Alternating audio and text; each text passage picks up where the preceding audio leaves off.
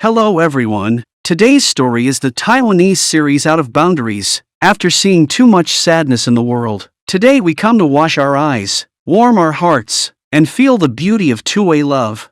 Let this must-see story light your heart. Zoha, who is 180 tall, weighs 65, wears black-rimmed glasses, loves to take care of others, looks cold, but is actually very passionate, likes volleyball, and keeps working hard for her dreams. If you can become him, I will date you. Would you be happy if someone confessed to you like this? Staying out of the way, I heard all the pink bubbles. The person who said this was Havel. Let me start with the first time they met. The year in Taiwan seems to be always summer, and there are always teenagers in white half-sleeves on campus. They spend their youth on the playground and work tirelessly in the classroom, but there is always that special existence that breaks this peaceful life. Havel is one of them. The dean is punishing him again, because he is a student transferred from fighting, and the teacher takes special care of him. The punishment was harsh, and Havel got annoyed, so he simply played a cat-and-mouse game with the dean. One ran ahead without forgetting to provoke, and the other chased behind. Then, he jumped over the railing with an easy jump and disappeared from sight. Zoha, who passed by him, was left, sighing at his jumping ability. Their presence was just a fleeting glimpse, but it was enough for Zoha to remember him. If Havel is a scumbag who can only fight, then Zoha must be a top student who is 100 times better than him. He studies well, but he also loves volleyball. Even before he was injured while playing, he was the best main attacker in the league for 2 consecutive years. Even now, he continues his dream as a volleyball manager. The person next to him is Sean, who is not only the captain of the volleyball team, but also their best friend, and also the funny assist of their love. Havel's potential made their eyes shine, and they decided to recruit him to join the volleyball team. So the captain started the stalker mode. 宝贝，把你身体交给我吧。神经病，青春只有一次就是要尽情的挥洒汗水啊！加入排球队是你最好的选择。排球真的是一个很棒的运动哦，它可以释放压力，而且对肾非常的好，就像我一样。And finally, under the coercion and lure of volleyball, Havel was forced to participate in the volleyball team's training. But he was still very unconvinced, and started to pick things up deliberately, and Zoha responded unceremoniously. There was a moment of tension between the two sides, and the senior and Sean came out to smooth things over. As long as Havel can catch one of the 3 balls thrown by anyone on the volleyball team, he can come and go as he pleases. Havel chose the most powerful Zoha to serve, and as you can imagine, he didn't even touch the ball.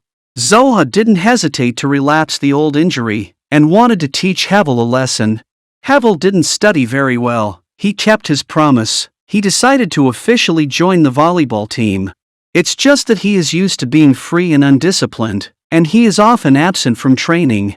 So Zoha decided to talk to him, but bumped into him at a part-time job. But saw him being beaten by gangsters. Zoha hurried up to help resist. Fortunately, someone used the excuse of calling the police to let the gangsters escape quickly. 先走。伤那么重，还这么一次。Perhaps because of the long scars on his legs, perhaps because of his dedication to volleyball, perhaps because of his mother, or perhaps because of his throbbing at the beginning of love, Havel finally became serious about volleyball. Since then, he can often be seen on the playground and in the gymnasium. The sweaty teenager is full of vitality, and a boy who can stick to one thing is full of charm. In this way, they are attracted to each other and gradually approach. When Havel secretly saw Zoha missing himself, who was not injured and still able to play, he also felt sorry for him. Walking over to help him up, Zoha finally released her soft side in front of him. 我背你吧。等一下，我很重，你擦。He carried him home, which became a little secret between them. On this day, Zoha's sister brought him muffins and ran into Havel by accident. He realized that the reason why Havel fought was because of this unknown sister. The younger sister wants to learn martial arts and agrees with her body, but Havel can't avoid it. Unexpectedly, my sister is also a person who won't give up lightly, so she wakes up Zoha early in the morning and asks him to bring a lunch box to Havel, but her sister's cooking skills are not satisfactory, So Zoha ate the bento by herself in order not to waste her sister's heart, and she was poisoned and sent to the health room. The younger sister vowed to give bento every day, and Zola's fear of being dominated by the devil's cooking made her stomach ache due to conditioned reflex. The next day was like opening a blind box, and the devil's bento arrived unexpectedly. The arrangement in the shape of a skull is also ingenious, and the legs of the two of them trembled in fright.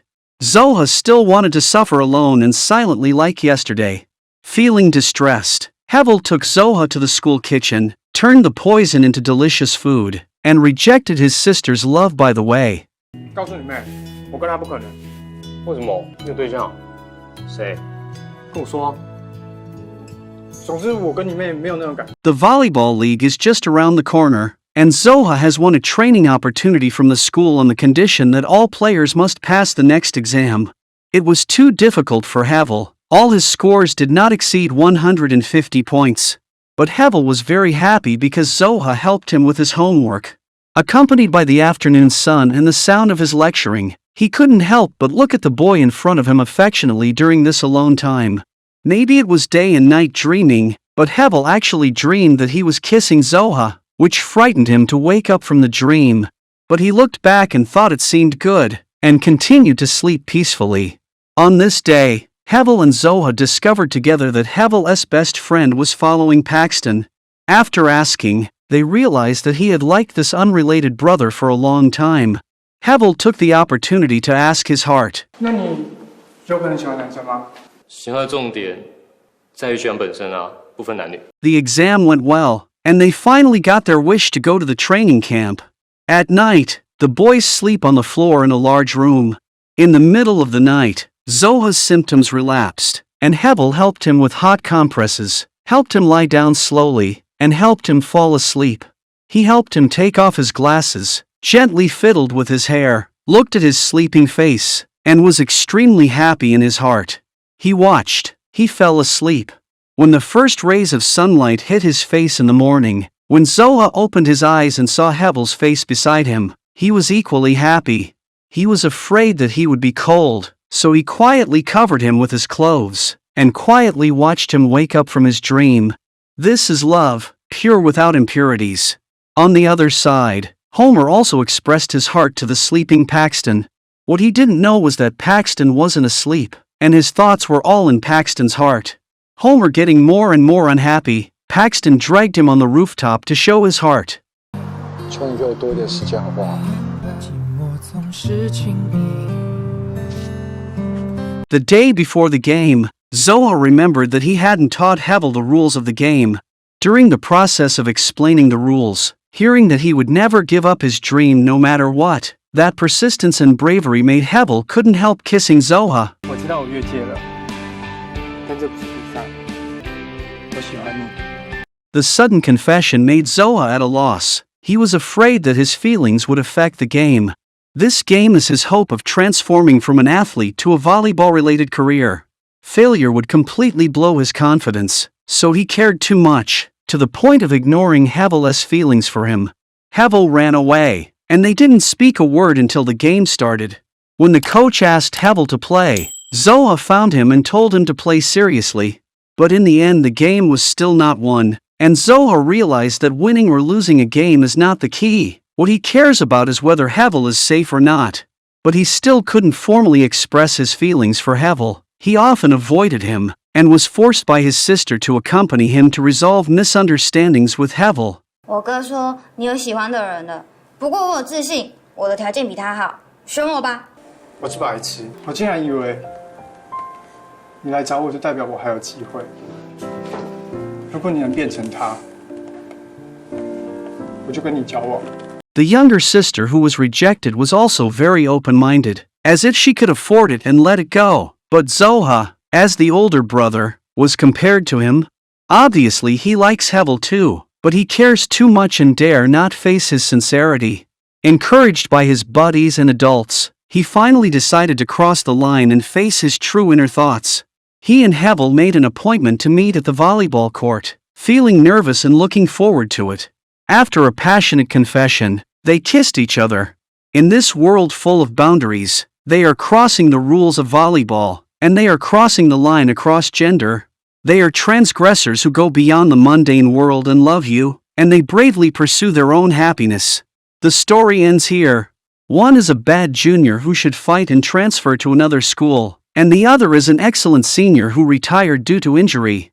They walked into each other's world because of volleyball. The senior discovered the sense of justice in the life of the junior, and the junior discovered the shining light on the way of chasing the dream of the senior. They approached slowly, through the web that bound each other. They sorted out their mood and crossed the secular boundaries, achieving their love. Hevel transformed from a brainless boy who fought into a warm and caring boyfriend. He used the most powerful confession to tell the world that he doesn't want anyone but Zoha. He traded his sincerity for Zoha's true love. Realistic people always like to set boundaries in the face of sympathetic relationships. Are men and women matched? Are the two places separated? Is it right? They regard people who cross the border as scourges, as thorns in the flesh, and as the original sin of not being able to obtain happiness. It's never a foul when you cross those lines. Because of love, it is no longer a problem. Because of love we can cross mountains, rivers, lakes and seas. Because of love we have the courage to run towards each other. If these unnecessary boundaries frame the life you like, then it doesn't matter if we cross the boundary. Today's story ends here. Friends who like it must support it a lot, and leave your feelings in the comment area. See you next time.